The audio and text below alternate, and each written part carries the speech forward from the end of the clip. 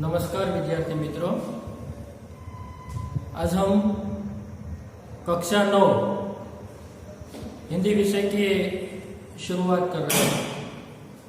गत ताश में हमने हिंदी विषय के बारे में जो विषय प्रवेश का पहला ताश था उसमें विषय के बारे में कुछ जानकारी प्राप्त की थी। तो आज से हमारा जो पहला काव्य है उसकी आज हम पढ़ने की शुरुआत कर रहे हैं। तो मित्रों, हिंदी विषय में हमारा जो सबसे पहला काव्य है जिसका नाम है आराधना। आराधना काव्य के सर्जक है कवि वसंत बापट। तो दोस्तों, ये काव्य मराठी भाषा में लिखा गया है और इसका हिंदी भाषा में अनुवाद किया गया है। और एक काव्य हमारी 9वीं कक्षा में एक साहित्य प्रकार की दृष्टि से देखें तो उसे प्रार्थना काव्य के रूप में हमारे यहाँ इस पाठ्य पुस्तक में ये शामिल किया गया है। तो दोस्तों, ये काव्य में खास तौर पर एक प्रार्थना गीत है। इस प्रार्थना में मुख्यत्वे सत्यम शिवम सुंदरम की भावना व्यक्त की गई। तो इसी काव्य में जो रविंद्रनाथ ठाकुर का मूलतः विचार सत्यम शिवम सुंदरम, इसी विचार को मानव मानव के बीच जो प्रेम भाव, दया भाव या तो विश्व बंधुत्व की भावना प्रस्थापित करने के लिए कवि के हृदय में जो संवेदना है वह संवेदना इस काव्य में व्यक्त करने का प्रयास किया गया। तो कोई भी कवि हो, साहित्यकार हो, उसके मन में संवेदना होती है।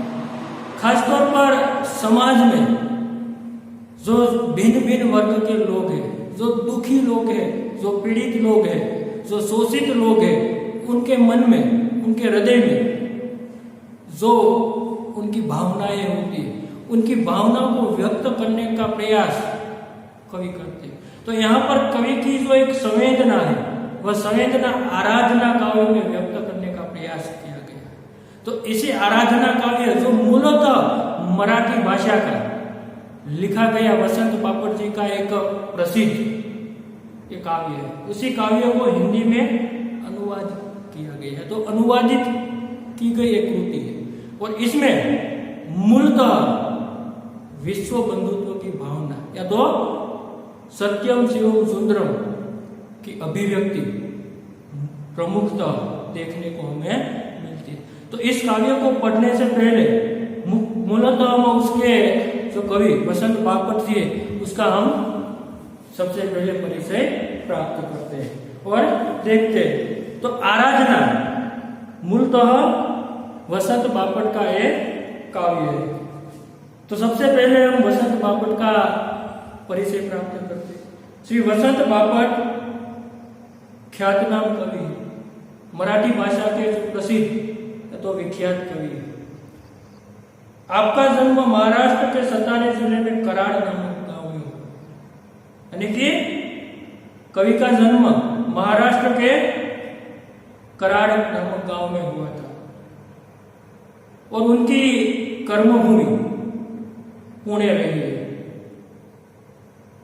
और राष्ट्रीय सेवा दल में वह अग्रणी, यानी कि राष्ट्र सेवा दल में आप अग्रणी रही है। व्यवसाय से प्राध्यापक है, यानी कि उन्होंने प्राध्यापक के तौर पर, यानी कि एक शिक्षक के क्षेत्र में उन्होंने कार्य किया और वह व्यवसाय से प्राध्यापक थे।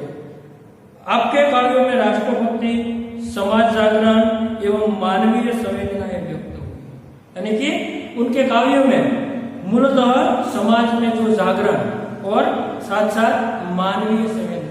तो दोस्तों, संवेदना एक बड़ी वस्तु होती है, यानी कि संवेदना तो उसे हम समझना के प्रयास करें। संवेदना यानी कि सहानुभूति, कि भाई किसी भी व्यक्ति के प्रति हमारी सहानुभूति, यानी कि उनका जो अर्थ की दृष्टि से उसे देखने का प्रयास करें। तो सम प्लस वेदना, सम यानी कि साथ, वेदना पीड़ा, अर्थात जो व्यक्ति दूसरे व्यक्ति की जो वेदना है वह खुद की वेदना के रूप में अनुभूति करे, उसे हम संवेदना कहते हैं। कि भाई दूसरे लोगों की जो पीड़ा है, वेदना है, संवेदना है, उसी संवेदना को खुद की पीड़ा वेदना समझकर उसकी सहायता करने की जो भावना होती है वही संवेदना है। यानी कि दूसरों के प्रति जो सहानुभूति कवि के मन में होती है। और सेतु, बिजली, सकीना, 11वीं 11वीं दिशा, तेजसी आपकी रचना। यानी कि ये प्रमुख सेतु, बिजली, सकीना आदि उन्होंने साहित्य के क्षेत्र में रचनाएं रचित की। तो यहाँ पर वसंत बापू जी का जो मराठी भाषा के एक मशहूर कवि है, उसकी ये जो आराधना, तो दोस्तों सबसे पहले उसे पढ़ने से पहले हमें ये आराधना जो काव्य का हमें शीर्षक दिया गया, तो सबसे पहले हमें ये जानना है कि आराधना, आराधना यानी कि पूजा। वह हर एक व्यक्ति अपने जीवन में किसी न किसी प्रकार की पूजा, प्रार्थना आदि सब कुछ करते हैं, पर मूलतः व्यक्ति को जब जीवन में मुसीबत आए या तो कोई संकट आए, तब वह भगवान को प्रार्थना करते हैं, उनको आराधना करते हैं, उनकी पूजा करते हैं। तो ऐसे प्रकार यहाँ की जो आराधना है वो समष्टि को ध्यान में रखते हुए यहाँ पर कवि ने प्रस्तुत की गई। और मूलतः यहाँ इस काव्य में सत्यम शिवम सुंदरम की भावना को व्यक्त करने का प्रयास किया गया है। यानी कि हमें एक सबसे पहले जान लेना चाहिए कि सत्य क्या है, सुंदरम क्या है, शिव क्या है। यानी कि जो व्यक्ति सत्य के सहारे चलने का प्रयास करे, सत्य का जीवन में आचरण करे, क्योंकि सत्य को ईश्वर माना जाता है। जो सत्य का आचरण करता है, जो सत्य का पालन करता है और सत्य के राह पर चलने वाला होता है, वह हमेशा के लिए सुंदर होता है। यानी कि उनकी भावना सुंदर होती है।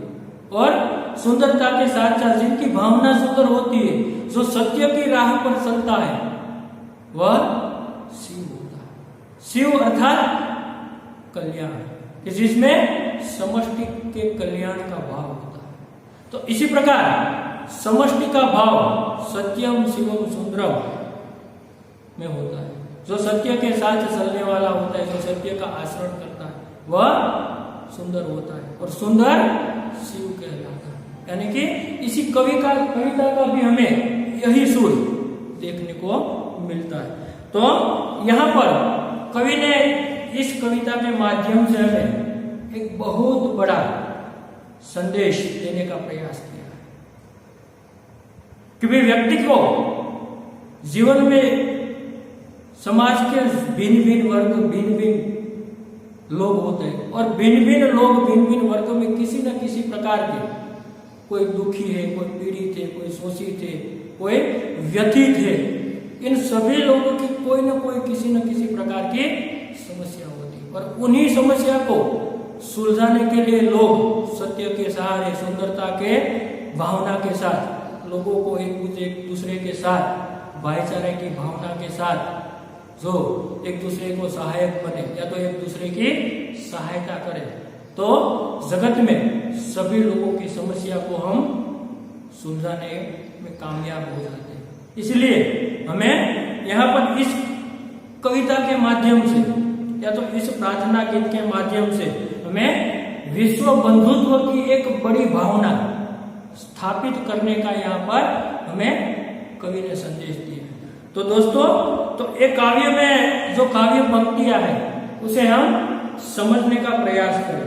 तो सबसे पहले एक काव्य में जो पहली पंक्ति है उसमें कवि ने कहा है कि देह मंदिर चित्त मंदिर एक ही है प्रार्थना। तो देह मंदिर यानी कि शरीर रूपी मंदिर, चित्त मंदिर, चित्त यानी कि मन रूपी मंदिर, यानी कि कवि कहना चाहते हैं कि भाई हमें शरीर से और मन से एक ही प्रार्थना करनी चाहिए कि सत्य सुंदर मांगल्य की नित्य हो आराधना। कवि कहना चाहता है कि भाई हमें शरीर से मन से एक ही प्रार्थना करनी चाहिए ताकि हम सत्य, सुंदर और मांगल्य की हमेशा के लिए, नित्य यानी कि हमेशा के लिए आराधना करें, यानी कि पूजा करें। जो सत्य के सहारे चलता है वह सुंदर होता है और सुंदरता में शिव दिखाई देता है। इसलिए प्रथम पंक्ति में कवि का कहने का भाव यह है कि जो मन से या तो शरीर से उनकी एक ही प्रार्थना है कि जो सत्य, सुंदर और मांगल्य यानी कि कल्याण की भावना या तो हित की भावना, जहां समष्टि का हित होता है कि जगत में सभी का कल्याण हो, जगत में सभी का कल्याण हो, ऐसी भावना यहाँ पर व्यक्त करने का प्रयास किया। तो मित्रों, આપણે આ પંક્તિઓને ગુજરાતીની અંદર ભાષાંતર કરવાનો પ્રયાસ કરીએ, સમજવાનો પ્રયાસ કરીએ કે ભાઈ દેહ મંદિર, ચિત્ત મંદિર એક लिए प्रार्थना सत्य, सुंदर, मांगल्य की नित्य हो आराधना। अर्थात कवि કહે છે કે ભાઈ મારી આ જ પ્રાર્થના છે કે શરીર અને મનથી સત્ય અને સુંદરની આરાધના થાય। અર્થાત કે ભાઈ મારી આ જ પ્રાર્થના છે કે શરીર અને મનથી સત્ય અને સુંદરની આરાધના થાય, લોકો સત્યના માર્ગે ચાલે અને એકબીજાના હિતનો વિચાર કરે। અર્થાત લોકો સત્યના માર્ગે ચાલે અને એકબીજાના હિતનો એ વિચાર કરે। તો આ પંક્તિ આપણને એવું કહેવા માંગે કે ભાઈ કવિ એવું કહે છે કે ભાઈ મારી એક જ પ્રાર્થના છે કે ભાઈ દરેક મનુષ્ય શરીરથી, મનથી હંમેશા સત્ય, સુંદર અને શિવની એ કામના કરે અને એ રીતે જગતના તમામ લોકોના હિતનું એ વિચાર કરે। તો એ રીતે અહીંયા આગળ વધીએ આપણે। જો બીજી કાવ્ય પંક્તિ જોઈએ, દુખિયારો का दुख जाए ये यही मन कामना।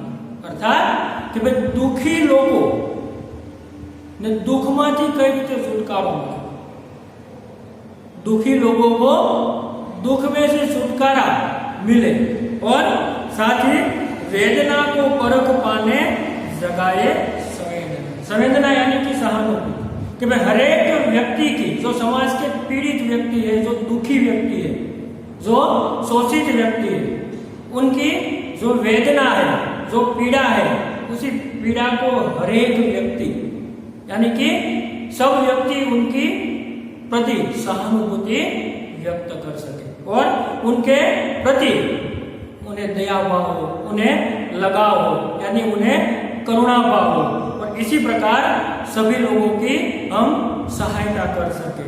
तो दुर्बलों के रक्षणार्थ पौरुष की हो साधना। दुर्बल यानी कि कमजोर, जो समाज के कमजोर व्यक्ति है, यानी कि समाज के जो दुर्बल व्यक्ति है, जो पीड़ित है, उनकी रक्षा के लिए यानी कि उनका रक्षण के लिए हमारा जो पौरुष है, पौरुष यानी कि हमारा जो शूरवीरता यानी कि हमारा जो साहस है, हमारी जो शक्ति है, उन्हीं शक्ति का उपयोग हमें दुर्बल लोगों की सेवा के लिए यानी कि उनके रक्षण के लिए हमें करने चाहिए। तो मित्रों, परिभाषाने આપણે ગુજરાતીમાં જોવાનો પ્રયાસ કરીએ કે ભાઈ પ્રસ્તુત પંક્તિમાં કવિ કહેવા માંગે છે કે દુખી લોકોને દુઃખમાંથી છુટકારો પ્રાપ્ત થાય।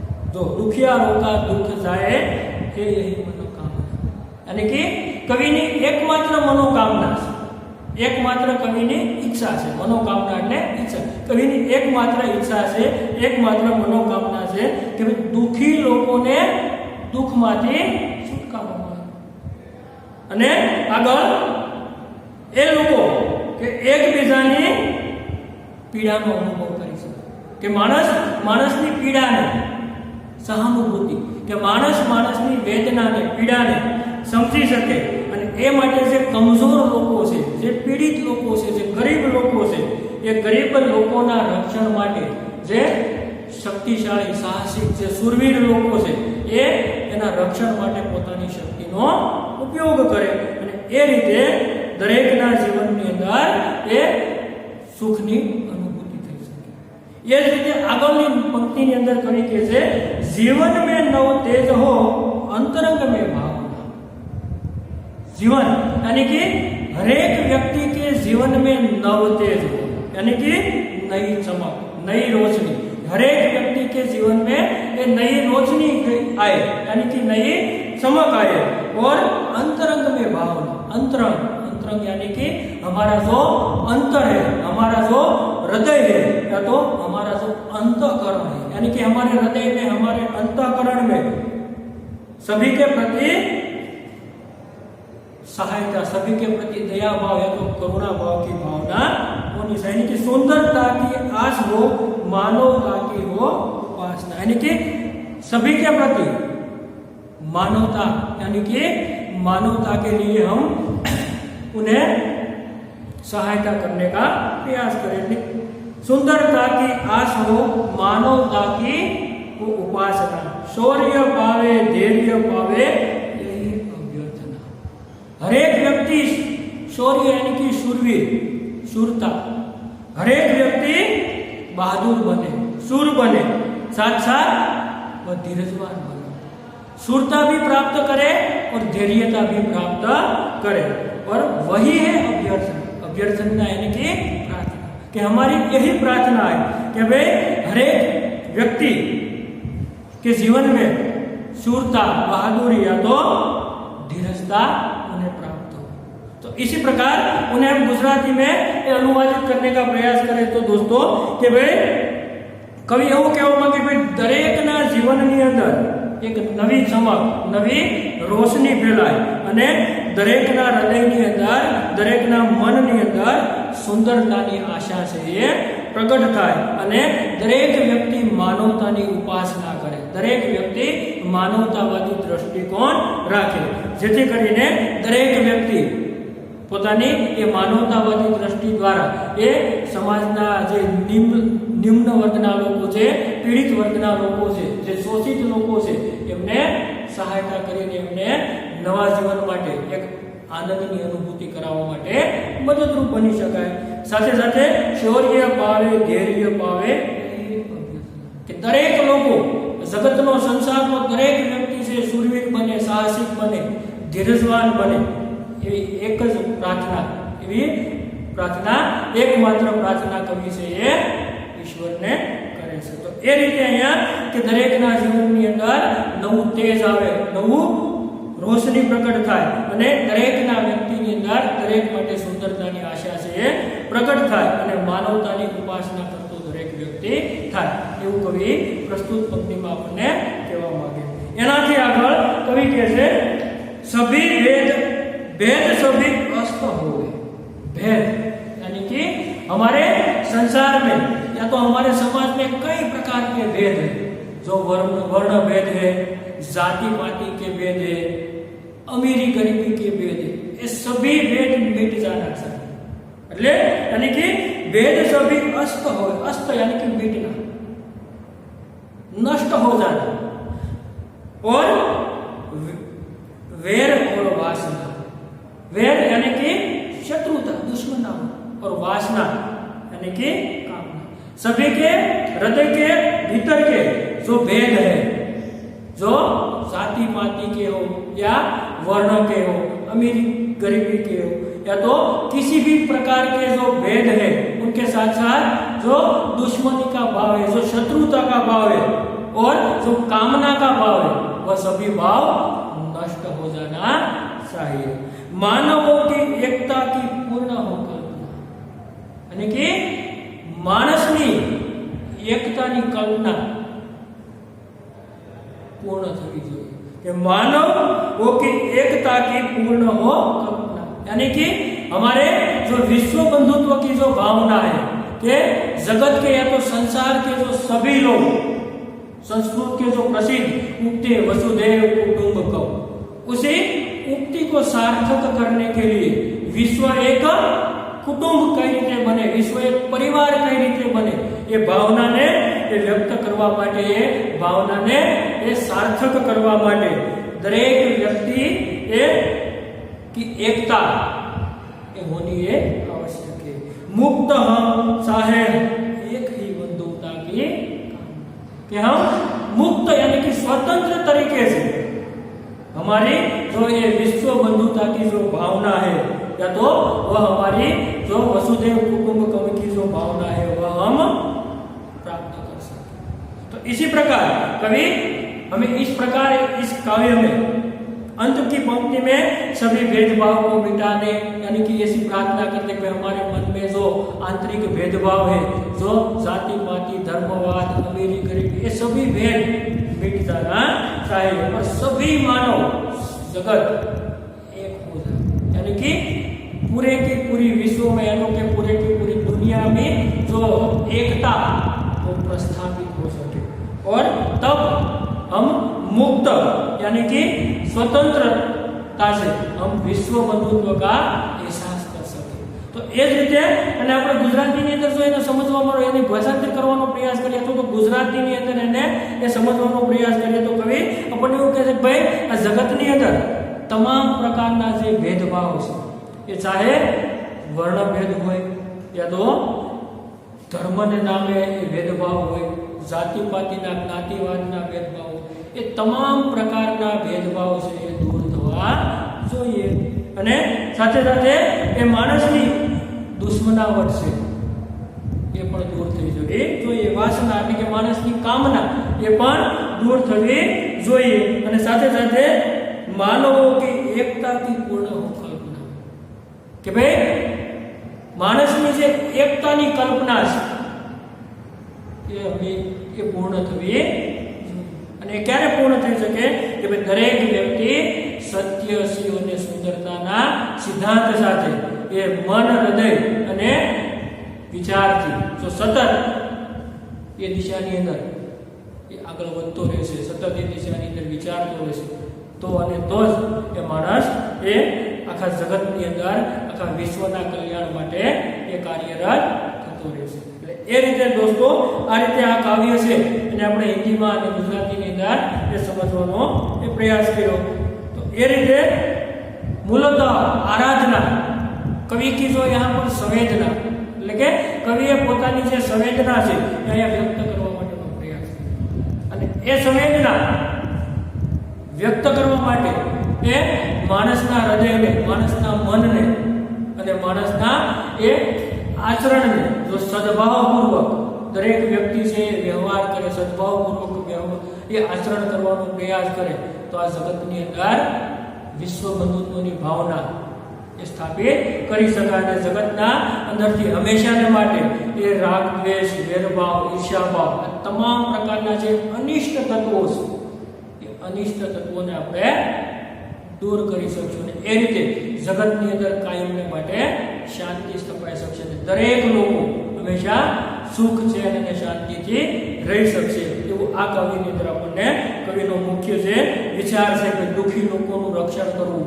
પીડિત લોકોની મદદ કરવી અને એ રીતે માનવતાવાદી દ્રષ્ટિકોણ મુખ્ય સૂર આ કાવ્યની અંદર કવિ દ્વારા એ વ્યક્ત કરવાનો પ્રયાસ કર્યો છે।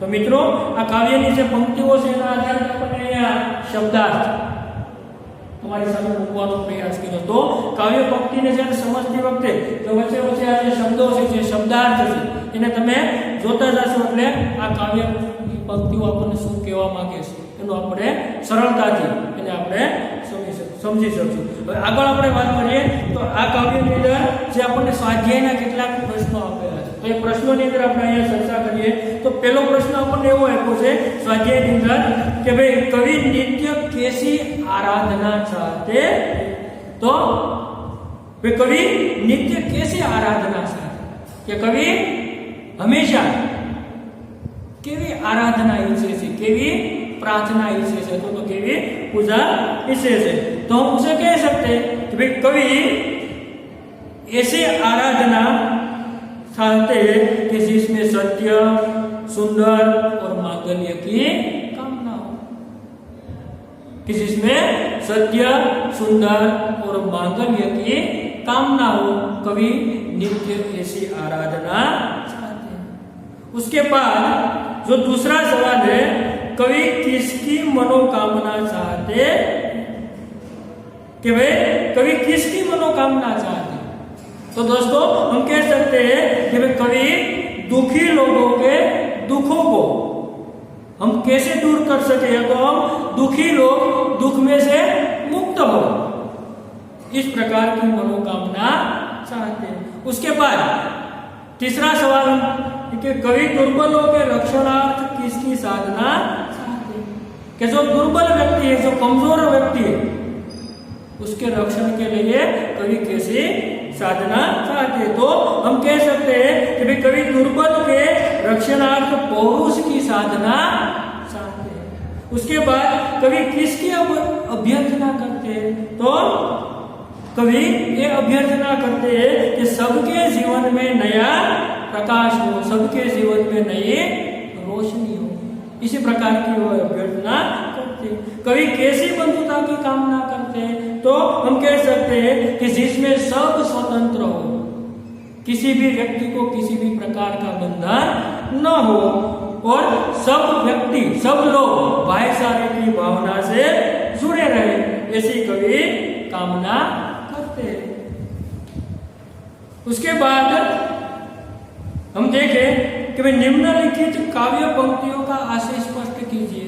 तो આગળ બીજો પ્રશ્ન છે કે કાવ્યના આધારે વિસ્તારપૂર્વકના પ્રશ્નો છે જે આપણે કાવ્યની સમજૂતીને આધારે આપણે સરળતાથી એને લખી શકીશું, સમજી શકીશું।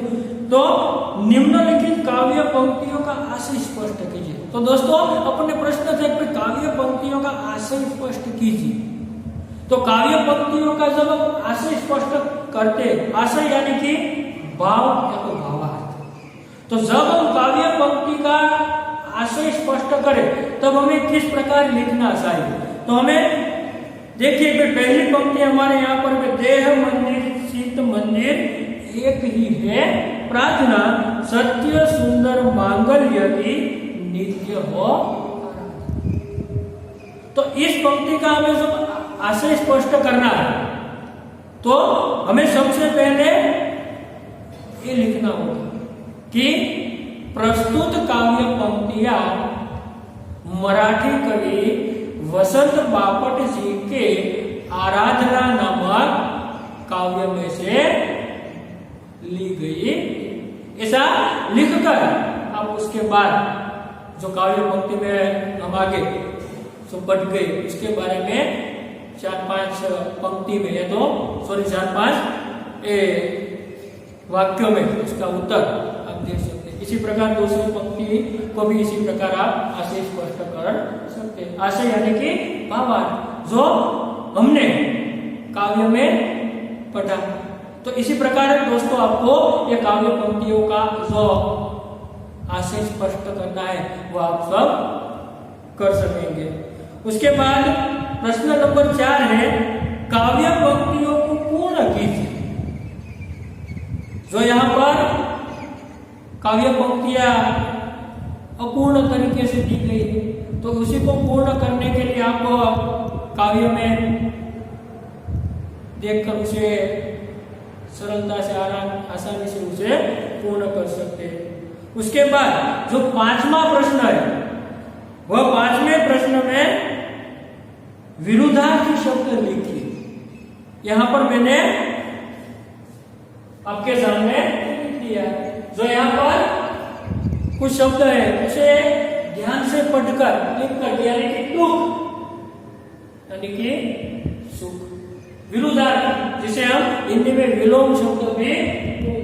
उसके बाद का जो दूसरा सवाल दूसरा जो शब्द है जीवन यानी कि मृत्यु, सत्य तो असत्य, सुंदर असुंदर, अस्त तो उदय, दुर्बल सबल, मानव दानव। तो इसी प्रकार एक काव्य के जो प्रमुख जो शब्दार्थ है उन्हीं शब्दार्थ को आपको बराबर यानी कि अच्छी तरह से देखकर उसे याद करना होगा। तो इसी प्रकार ये आराधना को काव्य आप अच्छी तरह से ये सरलता से ये समझ पाएंगे। तो दोस्तों ये काव्य पूर्ण करने से पहले हम आपको बताना चाहते जब आपको पहले क्लास में जो प्रमुख सूचनाएं दी गई एक भी पहला चैप्टर यानी कि आराधना काव्य, यहाँ पर पूर्ण हो तब उनके जो स्वाध्याय के सभी जो प्रश्न है वो हमें बुक में यानी कि अपने जे पाकी बुक बनावीश ए पाकी बुक ની અંદર સારી રીતે વ્યવસ્થિત રીતે એ લખી નાખવાના। કાવ્યની અંદર શરૂઆત કરીએ પાકી બુક એટલે પહેલા શબ્દાર્થ બધા લખી લેવાનો, બધા શબ્દાર્થ લખાઈ જાય ત્યાર પછી એ સ્વાધ્યાય છે એ સ્વાધ્યાયના જે આપણે અહીંયા પ્રશ્નોની ચર્ચા કરી એ તમામ પ્રશ્નોને વ્યવસ્થિત રીતે સારા અને સુવાચ્ય અક્ષરે એ વ્યવસ્થિત રીતે લખી અને આપણું આ જે પહેલું કાવ્ય છે એ પહેલા કાવ્યને એ આપણે વ્યવસ્થિત રીતે પાકી બુકની અંદર એ લખી અને તૈયાર કરી લઈશું। હવે ફરી પાછા આપણે મળીશું ત્યારે નેક્સ્ટ તાસની અંદર નેક્સ્ટ લેક્ચરની અંદર ફરી પાછો આપણે બીજા પાઠની અંદર પ્રસ્થાન કરશું।